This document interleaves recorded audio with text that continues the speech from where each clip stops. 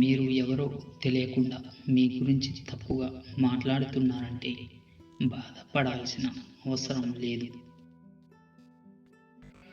కుక్కలు కూడా తెలియని వాళ్ళని చూసి మురుగుతాయి.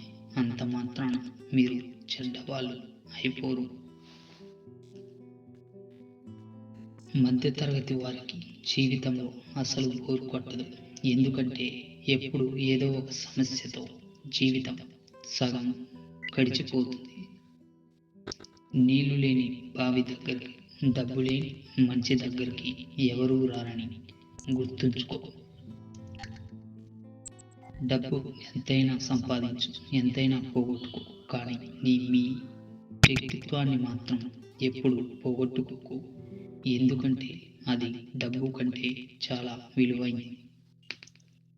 ఎప్పుడైతే మనిషి అధికంగా వినడం అలవాటు చేసుకుంటాడో అప్పుడే అధికంగా నేర్చుకుంటాడు. నీ హోదా పెరిగిందని నువ్వు ఎక్కడి నుంచి వచ్చావో మర్చిపోవద్దు. ఆశ అనేది ఒక వ్యక్తిని బతికిస్తుంది. ఇష్టం అనేది ఒక వ్యక్తితో ఏదైనా చేయిస్తుంది.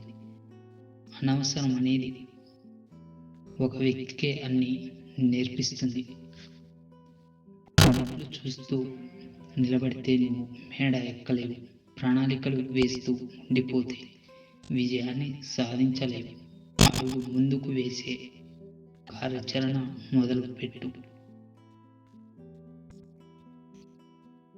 ఒకటి గుర్తుంచుకో, నువ్వంటే ఇష్టం లేని వాళ్ళు దూరంగా వెళ్తే వారిని రీజన్ అడగకండి.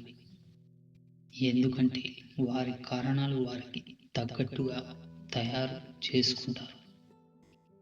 నువ్వు ఎవరిపైన ఎంతైనా ప్రశంసలు కురిపించు. విమర్శ అనేది కుటుంబం లాంటిది. అవతల వాళ్ళు ఏదో ఒక సందర్భంలో పొగుడుతారు. వివాహం తర్వాత ప్రేమ తగ్గిందని కాదు, ప్రేమతో కూడిన బాధ్యత పెరిగిందని అర్థం చేసుకో. పురుషులు స్త్రీ రూపాన్ని చూసి దాసోహమవుతారు, కానీ స్త్రీలు పురుషుడు ప్రేమకు దాసోహం అవుతారు. ఆనందం ఉన్నప్పుడు ఎప్పుడూ కూడా ఒక మాట ఇవ్వదు. కోపంగా ఉన్నప్పుడు సమాధానం చెప్పద్దు. కష్టాల్లో ఉన్నప్పుడు ఎవరు వచ్చి సహాయం చేస్తారని ఎప్పుడు అనుకోవద్దు.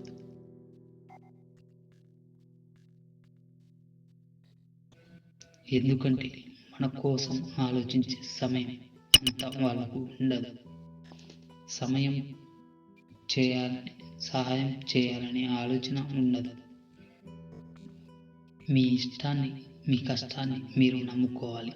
వేప చెట్టు గంధపు చెట్టుగా మారదు. అలాగే కొంతమంది డబ్బు కుటుంబం విలువతో ఒంటరితోనే తెలుస్తుంది. నోరు జారి ఏదో కోపంలో ఏదో అనేశాను అని అంటారు కొంతమంది, కానీ నిజాలు బయటపడేది ఆ కోపంలోనేనని గుర్తుపెట్టుకో.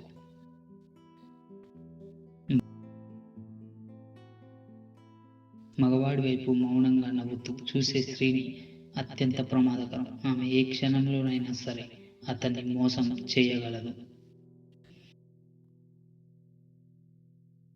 నువ్వు చెప్పే ఒక్క నిజం ఆ ఒక్క క్షణం మాత్రమే బాధ పెడుతుంది, కానీ అబద్ధం మాత్రం ఈ జీవితాంతం కూడా బాధ పెడుతుందని గుర్తుంచుకో.